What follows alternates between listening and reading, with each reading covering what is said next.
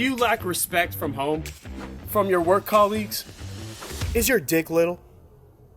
But fear not, my friends. I got the cure for you. The long-awaited arrival has come. The Sponcast podcast merch is finally out, guys. I appreciate all you guys from day one when it was just audio to now video progression and more that's going to come. So if you guys like to rep the shirt, support, check the link below. And I hope you guys have a Merry Christmas and a Happy New Year pushing forward.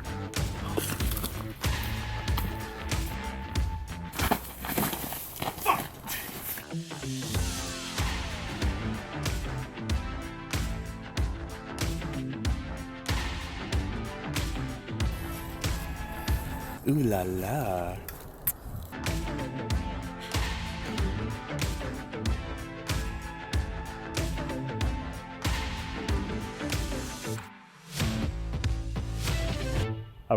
Are we done?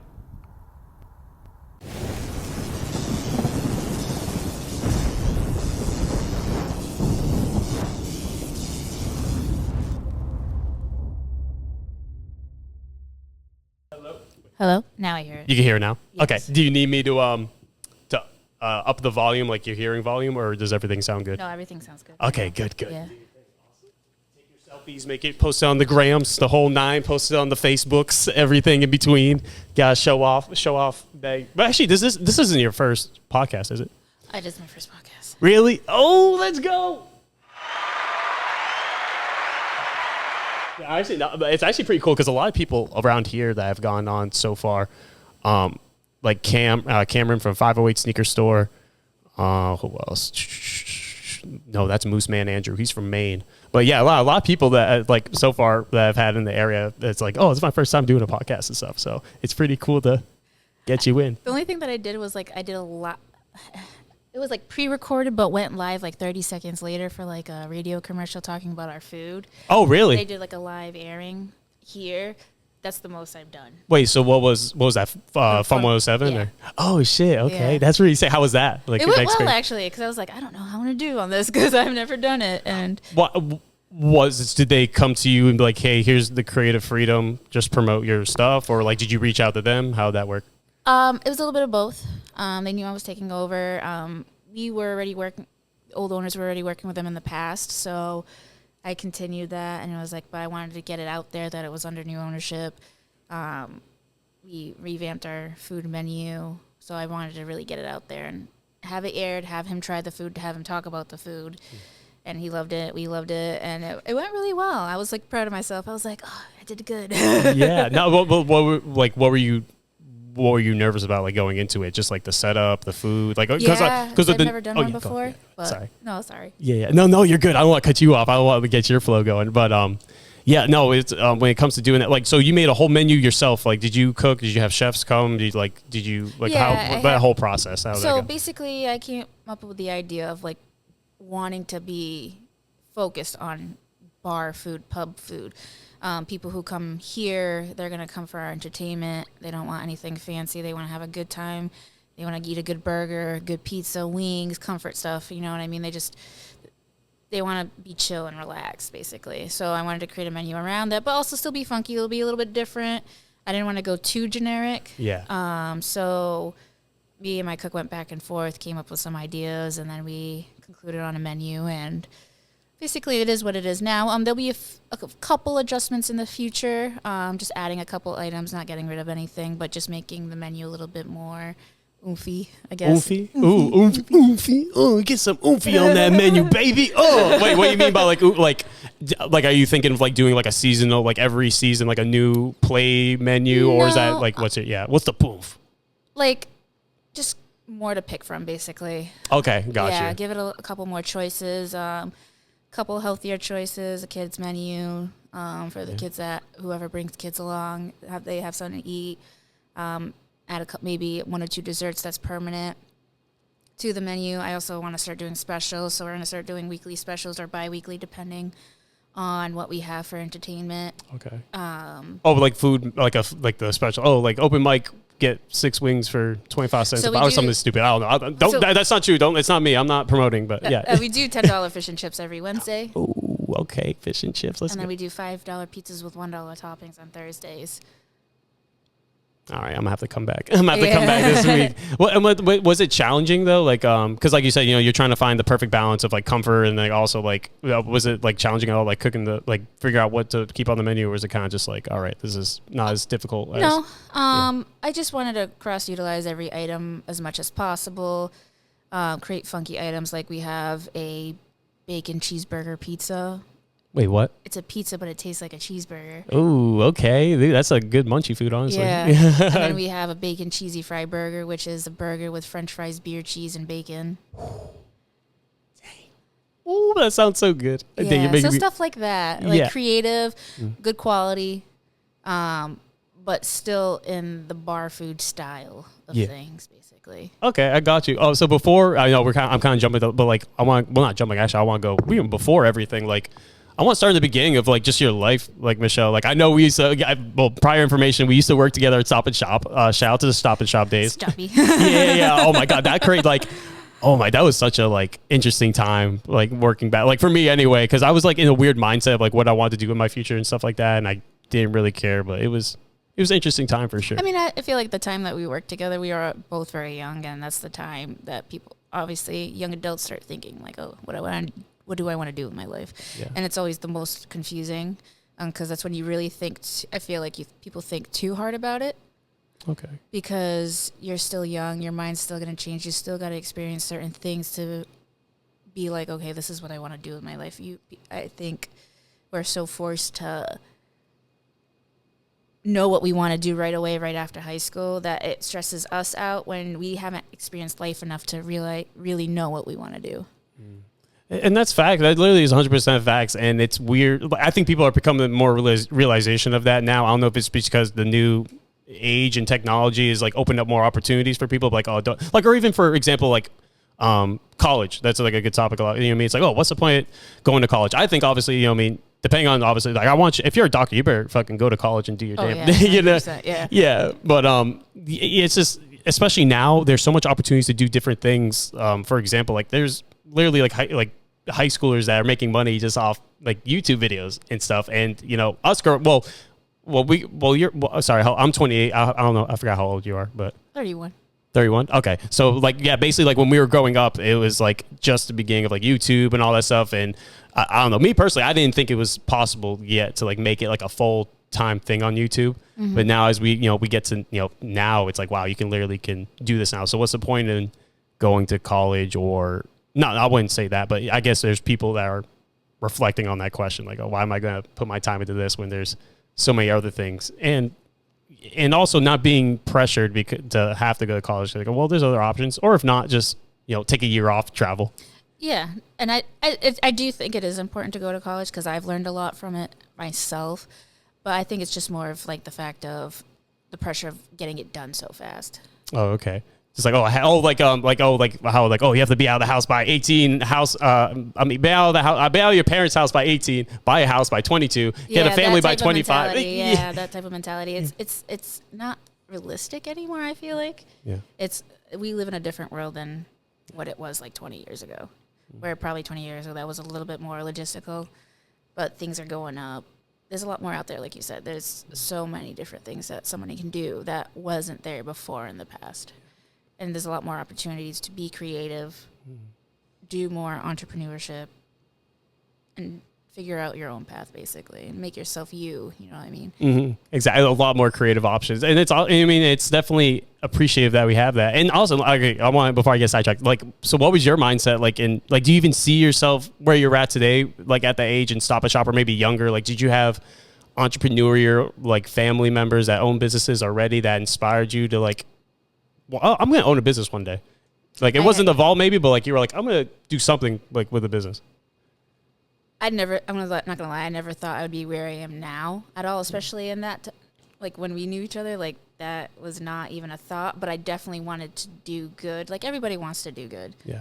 But I knew what I wanted to do was something in the arts. I'm an artist. I knew I wanted to go to college for art. I did have a little bit of backlash for wanting to do that. They're like, oh, you're not going to make any money. No. I'm like, well, I don't care. I just want to be happy. Yeah. You know what I mean? So that I think that was my first fight and my first. Oh, you were fighting people for that? Hey, this is my dream bit. This is Not like that. Michelle the boxer kicking ass. Yeah, guys, there is MMA fighting at the Vault every Tuesday. Every Tuesday. No. Oh, that would be crazy. You think you have like a little ring right here, like a boxing ring? I'll be a commentator. I'll be that guy like the UFC. And we got on the left side here, random dude from the corner of fucking the Poor Farm and the Green Bean coming in, face something like that. Shout out to them. Great restaurants too, by the way. They are. I think it was my first fire that was lit. Was like. No, like, I'm going to stand up for myself. I'm going to go to school for art, and whether people like the decision or not, I'm still going to do it. And then it wasn't until I actually was doing it where I was getting more appreciation for it. Like, they saw how good I was doing. They were seeing the comments that the professors were making. They were like, oh, okay. Maybe I wasn't so, like, maybe I shouldn't have been so hard on that. And, like, she's going to be fine, And, sorry, let me cut you off. Was this like just loved ones, family, friends that are around you? Like a variety. Yeah, of course. And of course, it's like I understand, like, especially parents, they just want the best for you. Oh, yeah, 100%. So. And I totally got it. I was like, it's understandable. But I was like, no, I'm just going to do my thing. I've always been that person. I'm just going to do my own thing. Like, I never followed a trend. I never followed where the crowd went. I just was on my own, like, basically in my own little bubble. Most of the time. Yeah. I was on my own little world. No, that's awesome. Honestly, if anything, that's more than ever cherished nowadays, especially in leaders, to be your own self and stop, of course, we take like inspiration from others, yes, but not to the point where you're eating Tide Pods like everyone did like 2 years ago, just for a trend. I remember that. Yeah. No, it's crazy. Actually, there was, a distillery, I forget the name, but they actually for the I guess for great advertisement, they made like whiskey like samplers, like a flight, but it was like in Tide Pod like things, it was like biodegradable like plastic that you can chew and stuff, but they made it look like Tide Pods. Really? Yeah. I used to work at Wild Wings, and then I would catch groups of kids after they left, and there'd be Tide Pods in the cup. I'm like, you gotta be kidding me.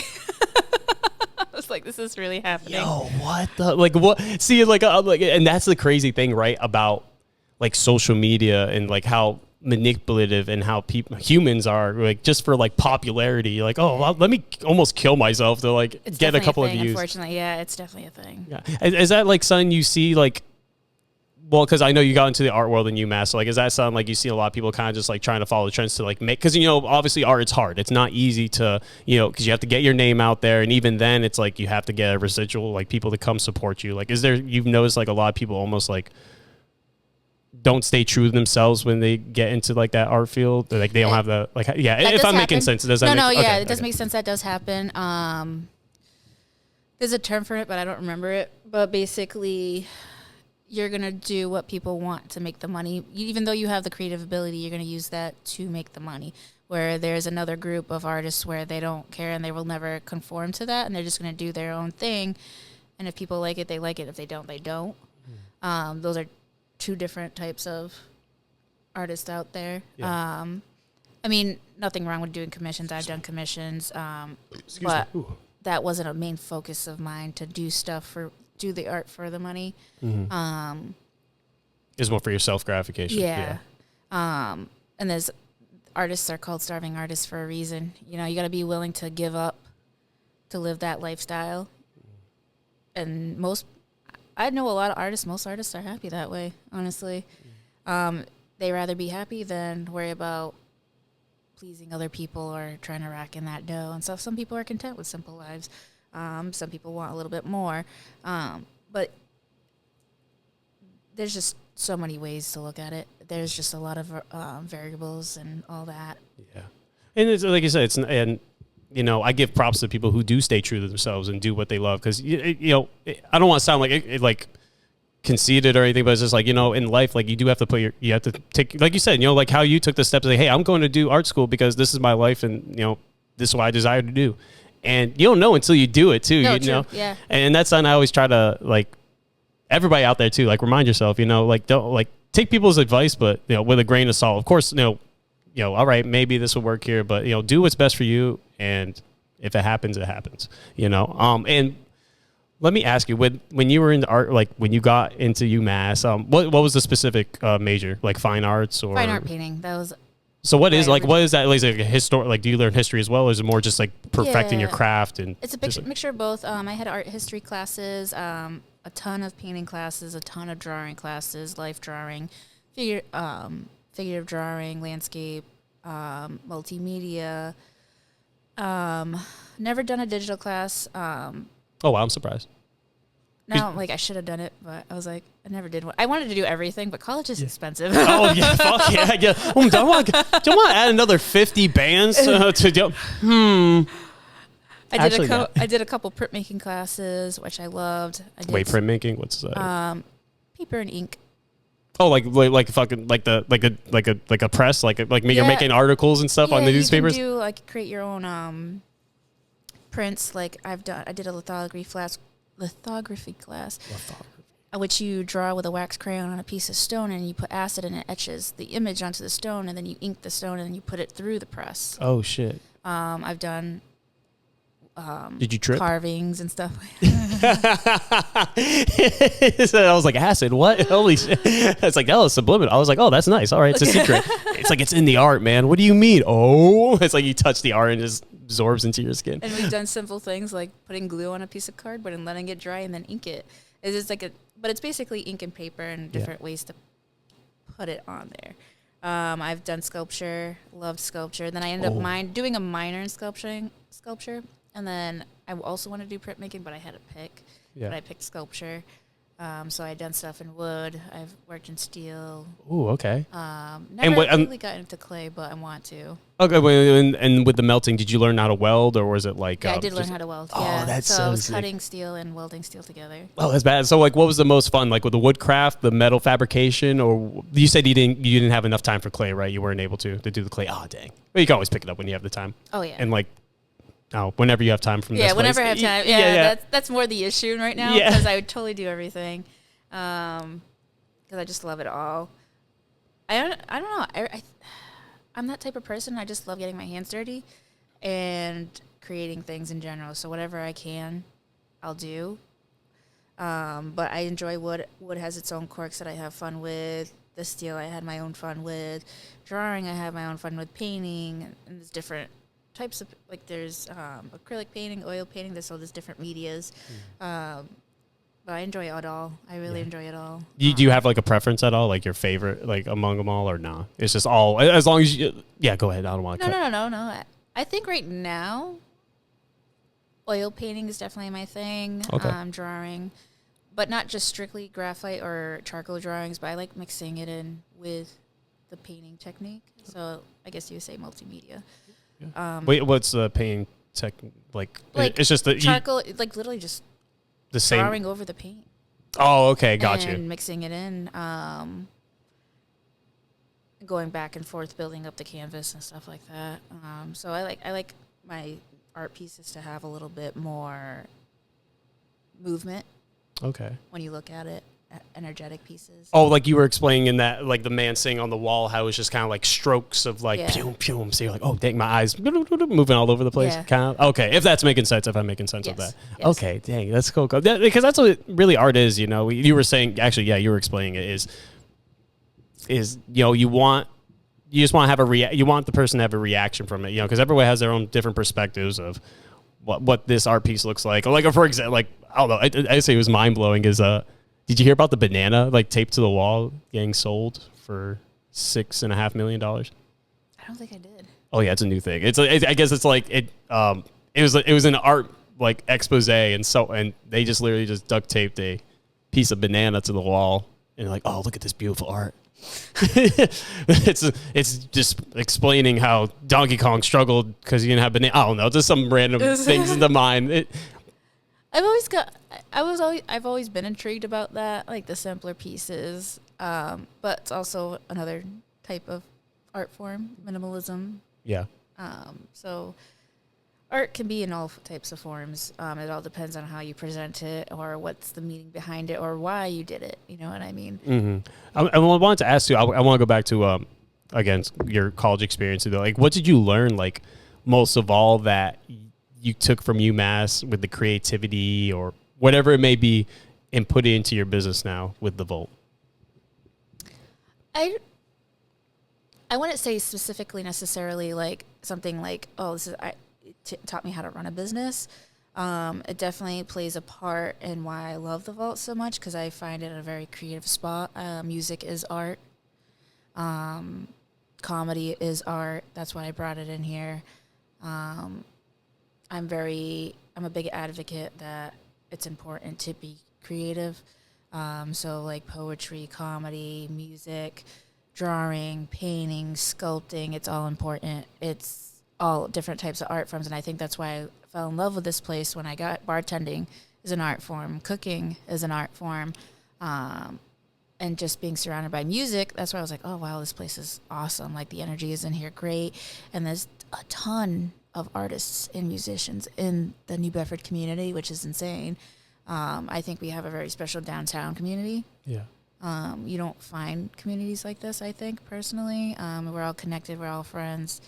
We're all here to support each other and try to make the arts alive. Now, and that's the thing, too, right? It's like, especially with New Bedford, where it's the history of it being a textile and whaling industry, and like what its decision is moving forward to bring people, and the art. There's so many people I've met living here that I'm like, dang, there's so many creative ideas, so many things, like collaborations could be made, but now people are starting to collaborate and do more stuff. But like you said, now we're turning a page to a creative side of art in New Bedford. I love it. I love seeing the collaboration. I guess there's I seen they're doing like a artist not a nonprofit, but like a fundraiser. I think like a scholarship where they're giving out like scholarship stuff, like local artists in New Bedford to like get their artwork out there and support their business. So it's good to just see, again, supporting, especially, again, we were talking about earlier, artists. It's hard already to get yourself, out. Going, yeah. And let me ask, like, what's your, you said you're going to try to bring all walks of creatives' lives, like creatives and all that stuff. So like, do you plan on like maybe expanding to different cities or anything like that? Or like, I know you only just got this company like 6 months ago. I just started. I mean, I never thought about going outside of New Bedford. It could be a possibility, but I think it's a lot running this place. And there's a lot that goes into it. And if I were to do it, it probably wouldn't be for like another 10 to 15 years because it's just a lot involved. You got to see that want there. To help build that somewhere else. It's going to take, I feel like if I were to try to do in a different city that necessarily didn't have a large art community, it would take me a very long time to try to build it and finding the people, because it takes a team to make that happen, to want the same thing and like, okay, let's put this out there and like get grants or scholarships or sponsorships, whatever the case it is, to really help it make it grow. And takes time, but I think New Bedford holds a soft spot. I grew up in New Bedford, and I really appreciate. I think it's a diamond in the rough. I think it's a little cute little spot down here, and a lot of places don't have that.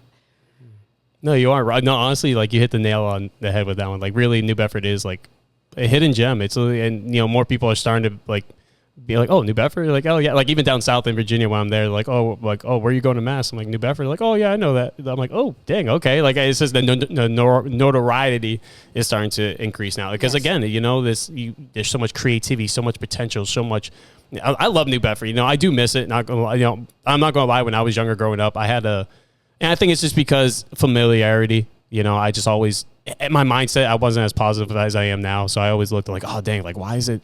There's like no opportunity here. There's no like potential or like, but now again, but there's people who like you that have the vision and see the greatness that is within. You're like, we're going to make it work. And is that what inspired you to, cause I know you said you bartended here at Volt. And so what happened to you actually leading up to you signing that like contract to get this place? Like, what were the thoughts? Like, were you nervous or like, were you trying to like maybe talk to the owner, like the potential ideas and they weren't going like, what? Yeah. Explain just like the whole process to lead you to where you are today with that. I started bartending here about 6 years ago. I was given the opportunity to bartend. I had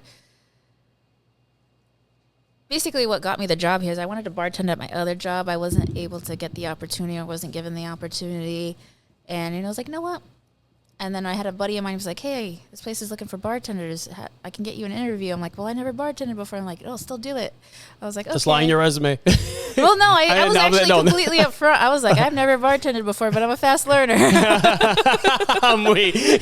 It's like, I can mix apple juice now. I got you. So I literally was upfront with that. I was like, and then we just had a really good interview. And he was like, you know what, I'll give you the shot. And then I did it and loved it. And they were happy, and I kept going and growing. This place went through many phases, but I always stuck through them all. And then I was given the opportunity to manage, so I took it because I cared about the place, and they saw it. Yeah. And so I was given the opportunity, and then I wanted to make it grow. Was there something that like intrigued you about it, just like the atmosphere or like particular? Or I don't know. I think this place has a certain energy to it. I don't know. It's really hard to describe. Yeah. And again, being surrounded by music, I think it's perfect for me personally. Because as an artist, I just want to be surrounded by art. Like I went to school for art for a reason. It's just to be an artist. But I also like involving myself in other creative aspects. So I think this place is perfect for me. Yeah. And I think this place has so much potential, which is part of my plan to make it grow. When I became the manager, this place was unfortunately slow, and I wanted to see it get busier. I didn't want to see it die out or anything like that. I wanted to make sure it kept going. So I started involving myself a little bit more in each aspect: social media, marketing. Started off small, doing possible pub side entertainment stuff. Was later on able to do smaller shows on the venue side, and then was given the opportunity to do bigger shows there if I was doing them myself, which it was all going really well. I started booking most of the acts on the calendar, kept working my percentage up basically on how much I had control over, and really putting myself into the place basically and making sure that it wasn't going to go anywhere. And then the opportunity came, and I was given the opportunity. I was given a chance, which I'm super grateful for. And I decided to make the jump for it. What did...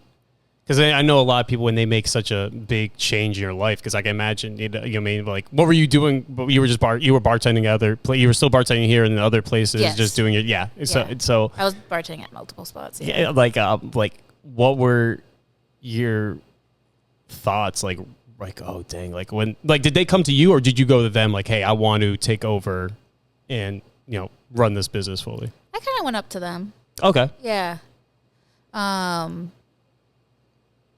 I heard some stuff that they were asking other people if they wanted to take over, and we're like, you know what?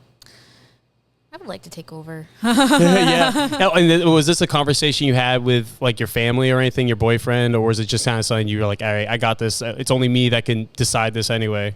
Let me go. No, it was definitely just a me thing. Okay. Yeah. Gotcha. I'm very independent. Yeah. Miss Independent. That's why I love her. I'll be in karaoke next week. All right, y'all. Keep your eyes open and your ears closed.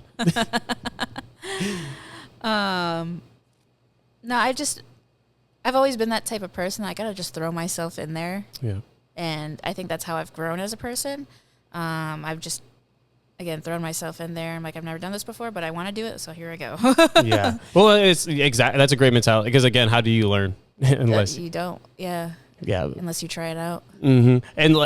And so far in your journey, like, what is it that you've learned, like, about business, or most important, yourself? What have you learned about yourself? Even though, again, it's only been 6 months, and I know there's so much more you got planned for the future, but like so far, like, you got to really want it. Basically, it's a lot of work. Okay. It's a lot of work. It's a lot of stress. But you got to love what you do to keep going. That's what I've learned personally, and that's what keeps me going. Like, this is a huge undertaking. Not only am I taking over a restaurant, I'm also taking over a music venue, basically. Yeah. But I'm booking all the acts, or most of the acts. I have other promoters that work with me as well that I'm grateful for, help guide me and learn, because this is a business that you learn from experience, like you said. Like, you have to learn from experience. You don't just know everything from the rip. But yeah, that's basically it. I just kept putting myself into it, learning from experience. I have a great backing. I'm super grateful for all the compliments that I've gotten from everybody, the support from the city. That was like unexpected. Not like it was like, oh, like I wasn't gonna get anything, but like I got more reactions from people than I thought I was gonna get. Okay. Why is that? Like, why did you expect not to get a lot of support? And well, because I'm just a regular person, so I didn't think it was gonna get out there like that. Okay. That's how I feel. I don't know. I'm just being weird. Is that because I don't want to put words in your mouth, of course, Phil, respond, but as a creative, as an entrepreneur, as an individual, is it because like you always you beat yourself up because you know you can do more? And is that why you're like, oh, like this isn't like it's just me getting a business. It's not too crazy. I could do better. Like I don't know. Like I'm not saying it's not crazy. I'm just like I feel like as an entrepreneur, like we always beat ourselves. Yeah. Yeah, and I feel like a regular person. I just obviously I like started from a server, bartender, host, stuff like that. I think of myself as a regular. I don't think of myself as above anybody else or anything like that. So it's weird to think when you're like a business owner. It still hasn't settled in like I'm a business owner, like it at all. Literally at all. Really? Yeah, I still feel like just like a regular bartender. Yeah, it's like I'm just here, like extra hours.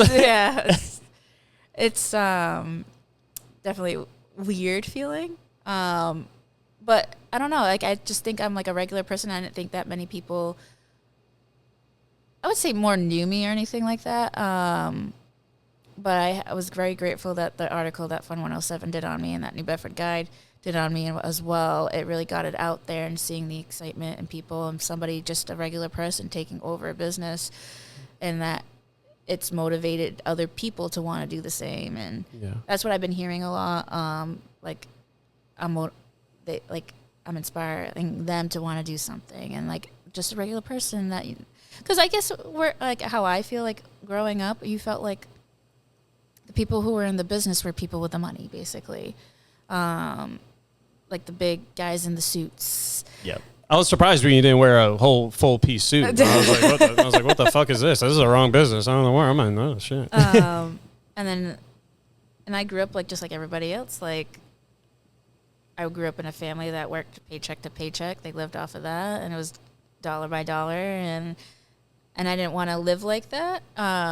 So I always worked really hard. Both my parents are really hardworking, and I'm just at one point I was working 5 different places at one time. Like I don't know how I juggled that. I really don't even know how I made that work, but I made it work. What? 5 different places? Was sleep in your vocabulary, or what's up? I got some sleep. An hour, not even. I don't even know how I made that work. I really don't even know how I made that work. But like, if I saw something that I wanted, and I was gonna figure out whatever way I could possibly do to make that work. That's what I did when I decided. I was like, hey, I want to invest in a property. This is before I obviously here. And I'm the first in my immediate family to do that. Well, be a homeowner first or the business. Oh, awesome. Congratulations. Well, basically like an investor, because I didn't live in the 3-family. My parents obviously bought a house in their 40s, but I bought it when I was 29. So like that's a step up there from there. Like I bought an investment property. But when I decided that, I literally just kept working all the hours that I possibly could, kept putting the money aside. I was like, I did it until I got to that point, and I was like, I worked my way and I did it. Even that felt weird. That was my first weird step that I felt like, I was like, oh wow, I did this. This is possible. Yeah. Did it just, why did it feel weird? I don't know. I think,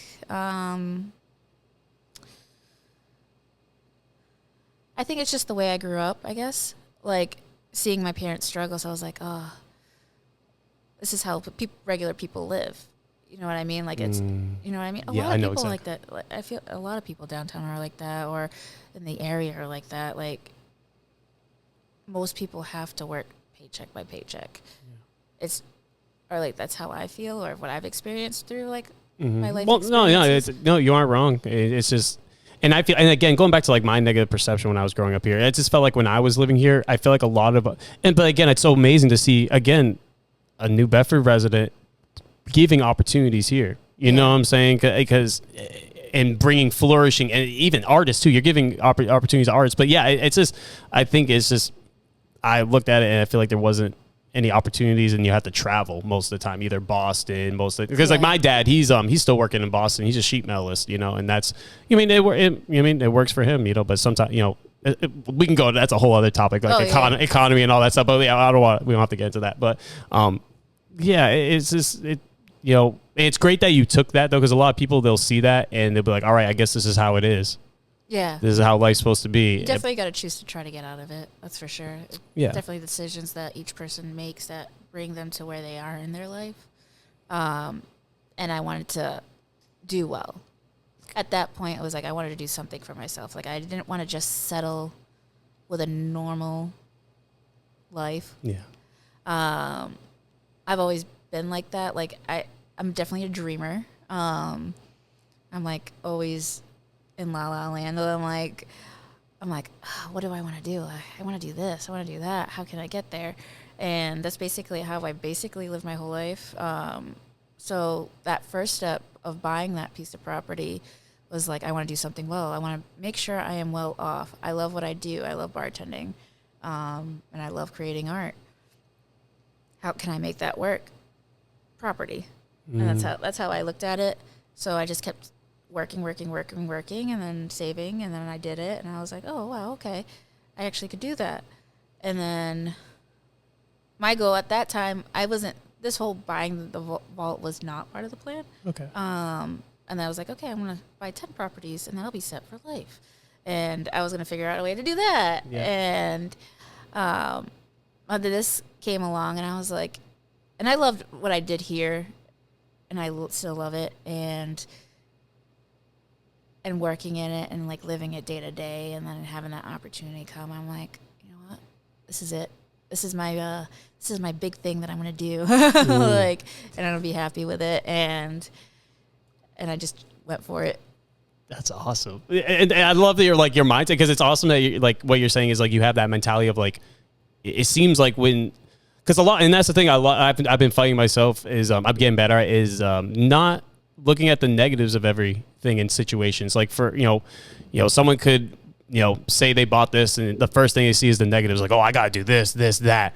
But it seems like you're always looking at the positive, like what can I do to improve it and what can I do better? And do you listen to audiobooks or anything like that? Like, are you into like psychology or like more of the mind, like how, like what you're like learning more about your mind and stuff? Listening about it definitely does intrigue me. I'm not gonna lie, I'm not a reader. Okay. My attention span is too short for that. Yeah. It's like you read one page and it's like, what did I just read? Yeah, literally.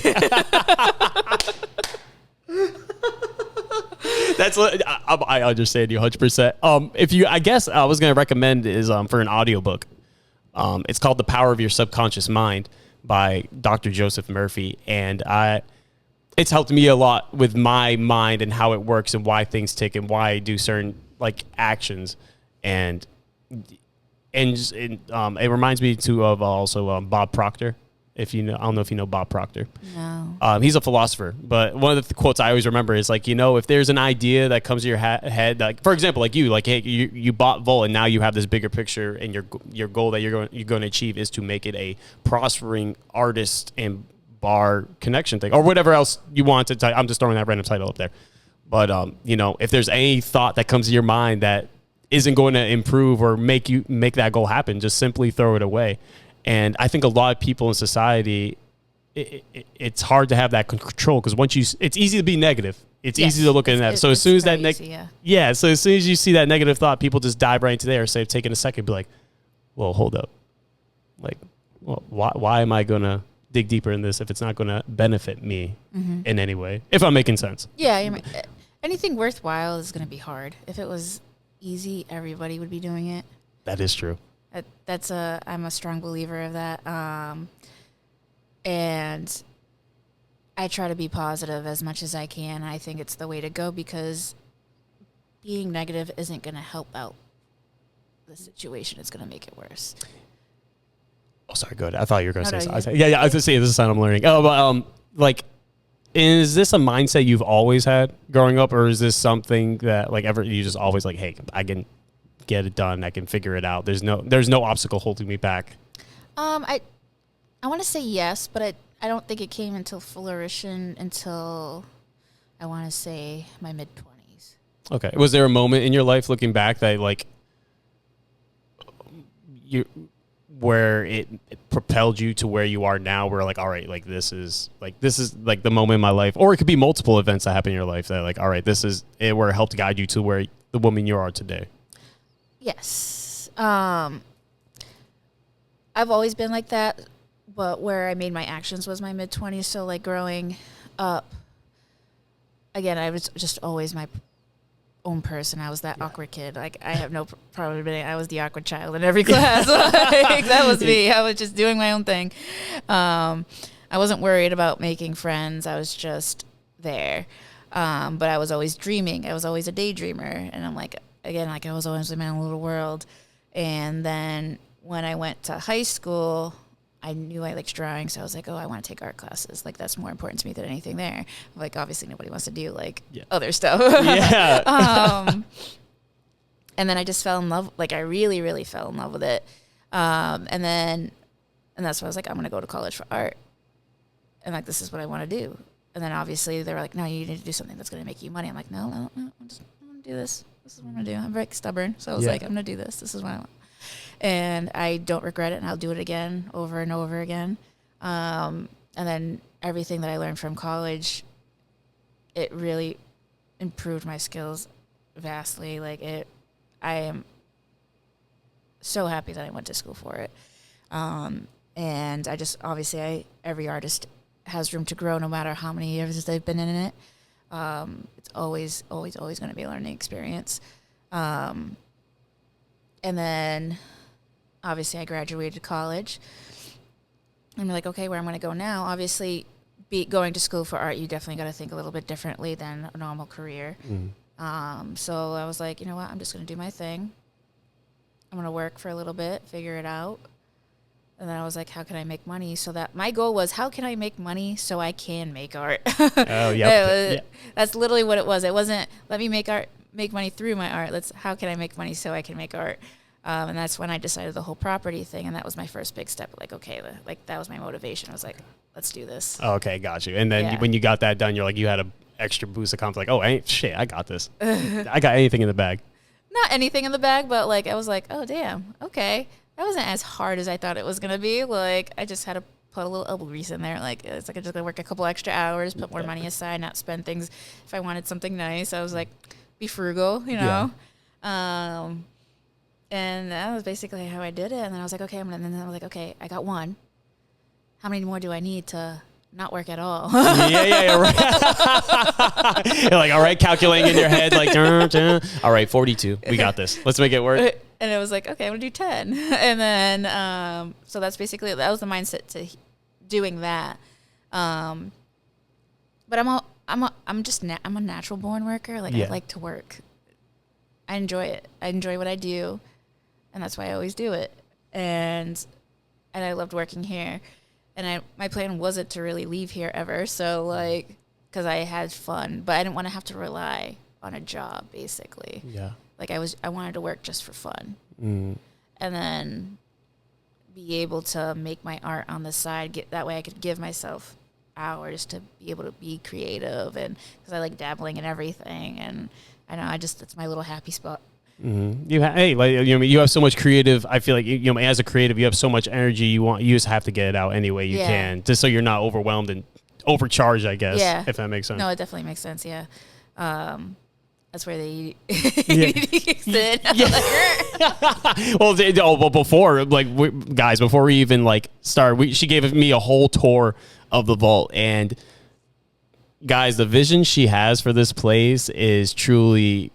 Well, it's into fruition now, but just like what's going to happen in the next coming years is going to be awesome. And I want you to actually dig a bit deeper into that. So like, what are your goals for improve? Well, what have you already done? I know you talk about the menu and the food, but like, what else have you improved? Like when it comes to the arts and vamping the place up, and then after that, what are your goals for the future to make this better? So what I've done so far is I definitely have made the acts that have come in here a lot more diverse. You say the accents?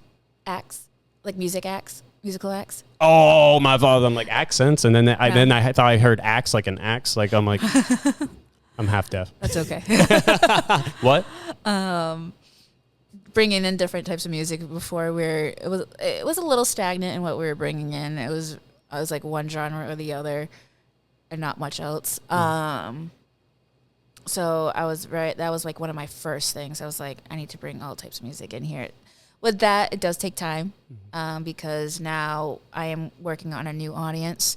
So I have to make that new audience that doesn't necessarily know that we're here, know that we're here.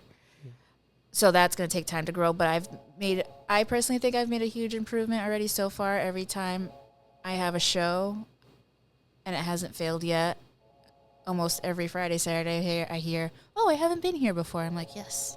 I'm like, so that's a new person that I brought into the building. Really? Yeah.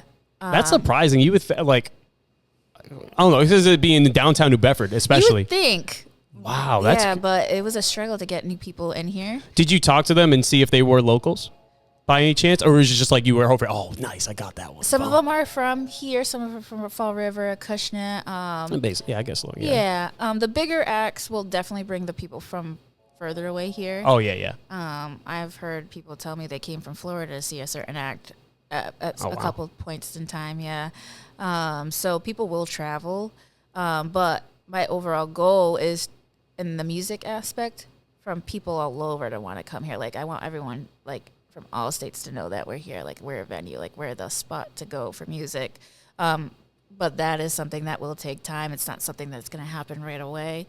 It's going to take a lot of effort. I just got to stick to it and keep pushing. It is improved. 100% has improved, and it's going to keep on growing. That's basically what I'm doing with that aspect of the venue. And you're focusing more on music, like when it comes to like you just want it to be like a good music hub? Yes, okay, correct. Gotcha. Yes. In the past, we were known as like a DJ spot, blah, blah, blah, this and that. But I'm trying to stray away from that. Not getting rid of it completely, not at all. When I do my DJ nights, I want it to make it a big DJ night. Yeah. Like in the sense of what? Like what? Like a Halloween party. Okay. Gotcha. Yeah, like we do the Madeira Feast after party every year. I have a promoter that I work with that does a very, really good job with that. So like if I do a DJ event, it's going to be something like that. Got you. More themed instead of like a every Friday, Saturday thing. Yeah, exactly. Where it's just kind of sporadic kind of theme, right? Yeah. I think it tends to work a lot better that way. And then really focus on the music. I think it's very important to focus on the musical acts. Yeah. Did you play? Actually, I don't know. You were a vocalist, or do you play instruments? No, I took a couple piano classes as a kid, but a couple. It's just a couple, you know. It didn't really stick. I didn't stick to it. Yeah. Was it just not you just weren't like? Yeah. I wanted to learn the drums, but my mom didn't let me learn the drums. She's like, I ain't waking up to that shit. Fuck that. So I was like mad about it, and I was like, I ain't gonna play the piano. This is a rebellious thing, like hot to it. Fuck that thing. Well, now I understand why you got all those drum heads over there. And then so that's like the music aspect of things, and then the pub side, I definitely want to bring more acoustic acts. So that takes time. I got to grow my food audience first to be able to get more people in the door on a regular basis. Start bringing those acoustic acts in. I started to open mic comedy nights every Wednesday night. Oh, that's awesome. I have like a family-friendly event, musical bingo. We do drag karaoke once a month. Hopefully soon start some drag brunches on Sunday. That's in the works as well. It's really important for me I want this place to feel like a community. Yeah. That everyone's welcome. That's my like major goal. Other stuff involving other parts of the building. Once I'm able to obtain the property as well to facilitating the business. There's a whole second floor that I want to convert into some art spaces. I want to put an art gallery up there, possible tattoo shop. There's band rental space, music lesson space. Really involve it because I changed the name to the Performing Arts Center for a reason, to grow as that. There's a space downstairs in the basement where I want to turn into a large classroom space for art classes, like fun art classes, through other artists in the downtown area to put on. Really be involved in the community. What kind of like a what do they call it? Drunk paint or paint nights? Paint nights, yeah, drunken paint or something. Yeah, I don't know what they call it, but you can make it wherever you want at this point. Yeah, vault and paint. But stuff like that, 100%. Yeah. Like, I've had offers of people wanting to do dye classes here, cooking classes here, and I have the space for it, and I want to involve that 100%. It is going to take a little bit for me to do that. Obviously, things take money. Oh, dang it, money. Yeah, it's a thing. Oh, what? Damn it. Shit, well, fuck. But that is part of my 5-year plan. Yeah. So hopefully within the 5 years, that's completely complete. And to be even crazier, I want to utilize every spot too. Like summertime, I want to make a summer spot on top of the roof. Like, oh, that'd dang! be cool. Like a concert kind of like like a outdoor. like a little rooftop patio Oh, area. okay, nice. It was talked about before, but didn't end up working out. But I think it's something that definitely could happen for sure. And it'll be a cool little summer spot. Yeah. And get a good view of the downtown area. It'll come into play. Yeah. But that's my overall 5-year plan. Have all that set and flowing and going and just all that energy in one building. And Is the the roof already furnished and stuff or not? It hasn't been. It's just open. It's can be just used a for flat roof. Yeah. Oh, okay, got you. It would have to be created from scratch to be able to do that. Yeah. Hey, one step at a time. One step at a time. Yeah, and then so with the comedy, do you listen to Kill Tony? No. Oh, you should listen to that show to get some inspiration on the comedy side. So what they'll do, because you already did a couple of open mics already, right? Yeah, we've been doing. I started it before I actually bought it. Oh, okay. You already had the idea of getting comedy in, and you set it up. And okay, gotcha. I was very fortunate. I am very fortunate to have access to the calendar and have the ability to book stuff prior to me purchasing the business, because it was definitely a help in trying to build it before I even took over. That helped a lot. Okay. So I've been doing the open mic comedies for just a little bit over a year now. Dang. And how's the scene in general, the comedy scene here? It's definitely growing. Obviously started off really slow, but staying consistent is very key and really spreading the word. Now we get anywhere from, I would say a slow night, we get 10 comics, but a busy night, we've had 22 comics. Damn. Yeah. Okay. And then how does it work with the time? Do you give them a minute or a couple minutes, 5 minutes? 7-minute sets. Okay, got you. They don't have to complete the 7 minutes, but they can't. We try to stop it at 7 minutes. Got you. So that way it gives time for everyone to go on. But yeah, it's been really growing. I've been getting a lot of good feedback on it. A buddy of mine is hosting them. I had to bug him for a while to host those open mics for me. Really? Yeah. He was like, you want to do it. Come on. Yeah, dude, that's so sick. Would you ever do comedy? Would you ever? No, I'm not funny. What? Come on. You never know. You could do 1 minute. That's all you need. 1 minute of good laughs.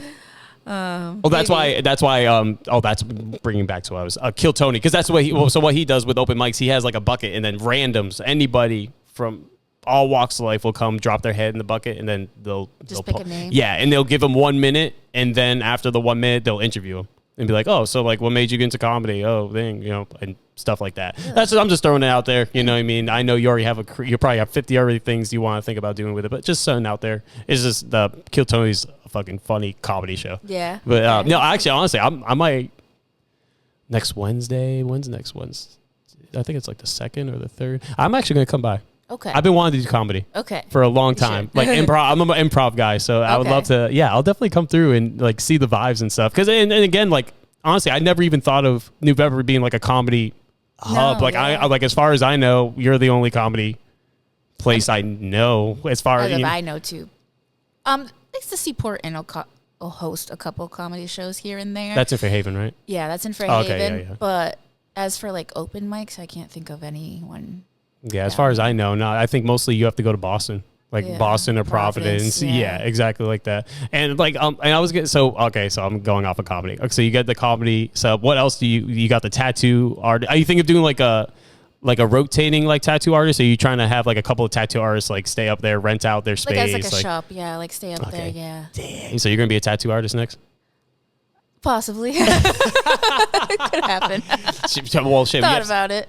Shit, you can pick up the drums anytime you want. You're gonna have the lessons downstairs. You're like, I'm gonna learn drums, and then next hour go to tattoo. Next hour go thing. But that's so cool though. Like for any creative to have that like.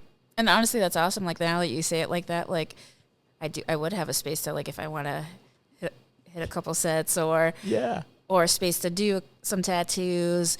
Or I can bartend, or I can cook if I really wanted to, hop in the kitchen, like help out, or do all this type of stuff. It's like all in one space. You know what I mean? If I want to go see a show, I can see a show and like, and then go up on the mic and start spitting some funnies and something. So like that's like the space, like it's like a little solar system within one building, basically. Ooh. I like that. I like that reference. Yeah, you have Pluto in the back. No one likes him.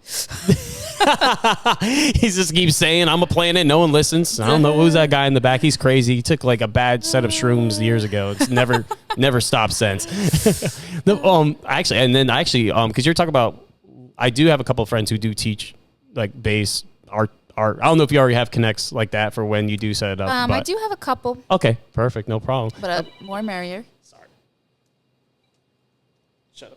Bad host. Sorry, I forget. I have these spontaneous alarms throughout the day for my ADHD to like stay track. Like, oh, what? Because me, I don't know. Like something I've been working on more is like getting off my phone because it just sucks. Because like I can imagine like I knew you understand because like social media you need it to promote and stuff. But then like especially for my podcast, I'm like then sometimes I doom scroll. I'm like, yo, that cow got flipped over like 10 times by that car. What the heck? I know. I try not to do that.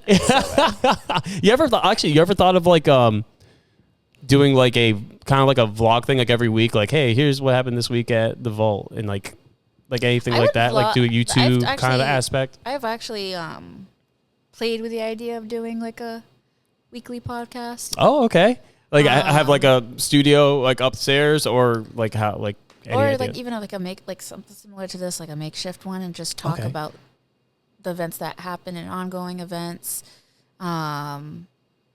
future ideas and stuff like that, and posting it and making something out of it, because that's another creative aspect that could be utilized very well, especially in like a creative area. Yeah, exactly. And it's also, and if anything too, be cool like maybe. Do like open mic maybe yourself and be like, hey, talk with the owner, and have maybe maybe other artists who haven't came in yet, share their story, or make customers. I'm just throwing ideas out there, and they have them sit down and talk like, oh, so how you like it here? Oh, cool. Oh yeah, nice to meet you. Have a good one. Peace. Get yourself a drink. I can see you do. You already have you have a great personality to do podcasts. So I can definitely see you doing that. So if you ever need help with like gear and stuff like that, like what to get, I can definitely help out in any way. But I was gonna say, Michelle, thank you so much. We are getting close to we are about that hour mark. Okay. I was gonna say, is there anything you want to talk about the business or anything beforehand before we start wrapping up? Like anything specific that you want people to know? I think touched base on a little bit of everything, like my overall vision of the place, and I really want to make it grow and be part of the community, be more connected to the community. I'm very grateful. I've hosted a couple fundraisers already. I like to donate the space when I can. And I really want to help out. Like everyone's in a tough spot. And I appreciate everyone's help from the community and people wanting to help. I'm extremely grateful for all the positive feedback. And I just really want to make it grow. And I want to make this place stay here for the next 20, 30, 50 years. I'm in it for the long haul. hopefully for the long haul. I'm not worried about myself, but it takes people, it takes a team to keep it going, and people continually walking in through the doors, and that's what's going to make this place stay here. And I think this is important for the city to have in general, a little hub like this, and hopefully it'll be here forever. No, I honestly, I wouldn't see why not, especially, again, the creativeness and the effort you're putting into it.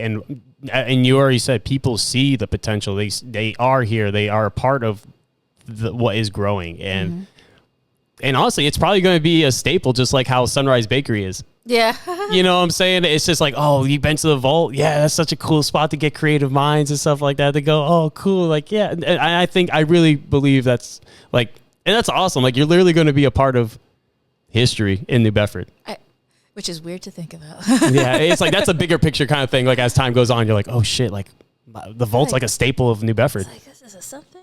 Yeah. Hey, but you know what I mean? It's, you believed in yourself and you're doing it. Yeah. And that's fine. And I'm seriously, like, thank you. Like, it's awesome to see, again, like, we work together, and now I'm like, wow, she's literally like being a big impact in New Bedford. And along with, all the other people. Actually, I feel so bad because I forgot their names, because I used to rock climb with them, actually.